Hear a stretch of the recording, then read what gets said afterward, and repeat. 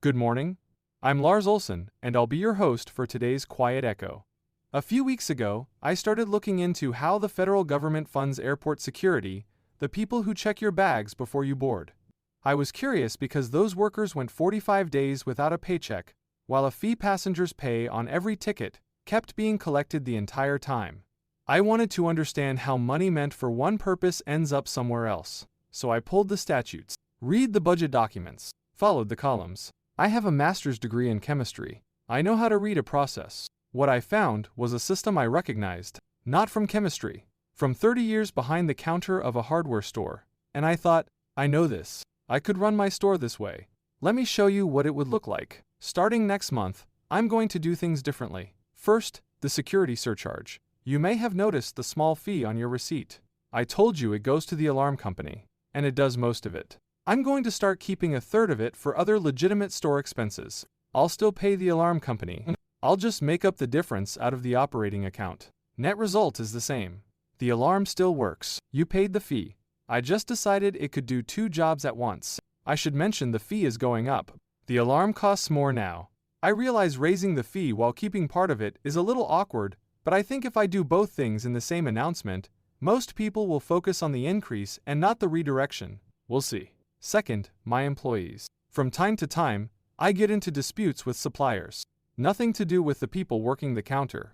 But when those disputes drag on, and I decide to hold the store's budget in place until they're resolved, my employees will still be expected to come in, open up, help customers, and run the register.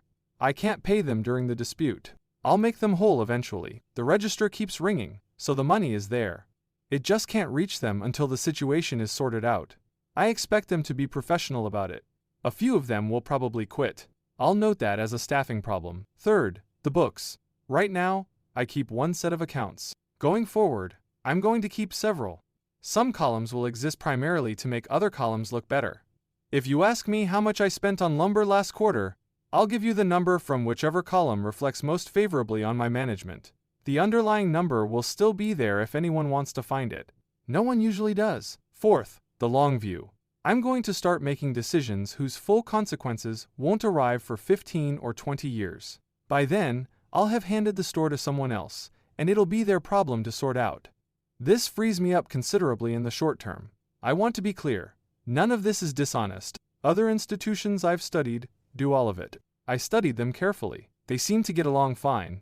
The one thing I can't quite figure out is how they keep their customers. I showed Mildred the budget documents I've been reading. She sat with them for a few minutes. Then she looked up and said, "Who approved this?" I told her both parties did, 12 years ago, and neither one had changed it since. She set the papers down and went back to her book. She didn't say anything else. She didn't need to. Mildred ran the books for this store for 11 years before our youngest was born. She knows what a column is for. She knows the difference between a number and the story you tell about it. I think about the workers who went without pay. Not the agency, not the institution, the actual people. The ones who got up every morning, drove to the airport, put on the uniform, and went to work because they understood their job was important. They kept going for 45 days. Some of them took second jobs. Some of them missed rent. More than 500 of them eventually left. Not because they stopped caring about the work. Because they couldn't wait any longer for the people holding the budget to finish their argument. If one of my employees walked out after 45 days of working without pay, I wouldn't call it a staffing problem. I'd call it what it was, a failure of basic obligation. The kind of thing you don't recover from easily in a small town, because everyone knows what happened and why. In Cedar Valley, if I ran the store this way, Dan Larson would stop coming in. Dale Rusk would tell everyone at the firehouse. Mildred would hear about it before I got home for supper. The people I've done business with for 30 years would make their own judgment, and they wouldn't need a committee to do it.